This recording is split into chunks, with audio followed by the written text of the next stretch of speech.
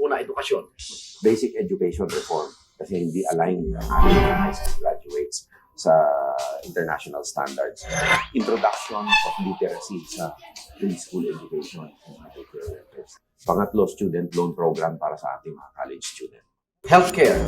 Universal participative healthcare. Gawing mandatory ang healthcare sa lahat ng Pilipino, whether sa private or healthcare providers or public. Isama mo yan sa isang sistema para lahat pwede mag-contribute yung may kakayahan.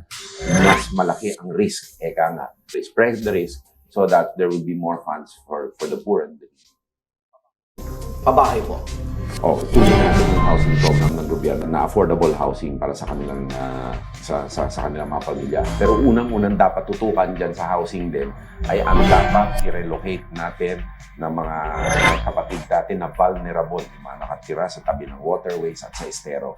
Ang housing hindi magsasucceed kung magre-relocate ka lang at walang opportunities na magtrabaho sila sa kalapit na relocation sites. Babalik yan.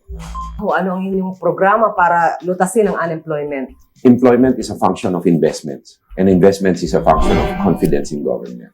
So dapat yung mga long-term infrastructure plans mo, maliwanag. Use your first 100 days to try to get the goodwill there, to get stakeholders together para mag-invest dito.